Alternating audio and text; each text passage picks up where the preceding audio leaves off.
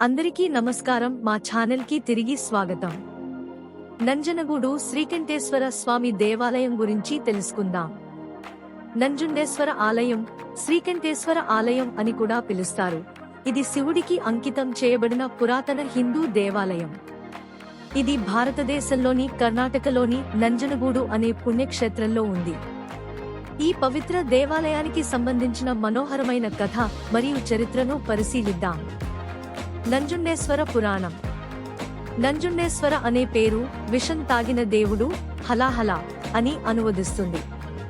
ఈ పేరు పాల సముద్రం, సముద్ర మంథన్ యొక్క గ్రేట్ చర్నింగ్ పురాణంలో దాని మూలాన్ని కలిగి ఉంది. హిందూ పురాణాల ప్రకారం మథనం ప్రక్రియలో సముద్రం నుండి హాలహల అనే ప్రాణాంతక విషం ఉద్భవించింది. ఇది మొత్తం విశ్వాన్ని నాశనం చేస్తుందని బెదిరించింది. పరమశివుడు తన కరుణతో దేవతలు మరియు రాక్షసులు, అసురులు ఇద్దరినీ రక్షించడానికి విషాన్ని సేవించాడు. విషం కారణంగా అతని కంఠం నీలం రంగులోకి మారింది మరియు అతను నీలకంఠుడు అని పిలువబడ్డాడు. ఈ దైవిక చర్య జరిగిన పట్టణానికి నంజనగూడు అని పేరు పెట్టారు. ఇది నంజుండేశ్వర దేవుని నివాసం అని సూచిస్తుంది. ఋషి పరశురాముడి అపరాధం మరియు విముక్తి. పరశురాముడు తన తండ్రి జమదగ్ని ఆజ్ఞ ప్రకారం తన తల్లిని నరికి చంపిన తర్వాత మాతృహత్య నుండి తన పాపాలను తొలగించాలని కోరుకున్నాడు.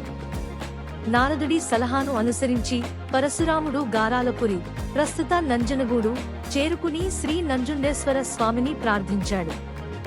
తన గొడ్డలితో పొదలను తొలగిస్తుండగా పరశురాం ప్రమాదవశాత్తు శివలింగాన్ని ఢీకొట్టడంతో రక్తస్రావం జరిగింది.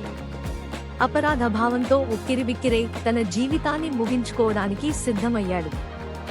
శివుడు ప్రత్యక్షమై ఒక మండపం నిర్మించి శివలింగానికి పూజ చేయమని పరశురాముడికి సలహా ఇచ్చాడు. ఈ భక్తితో పరశురాముని పాపాల నుండి విముక్తి పొందాడు.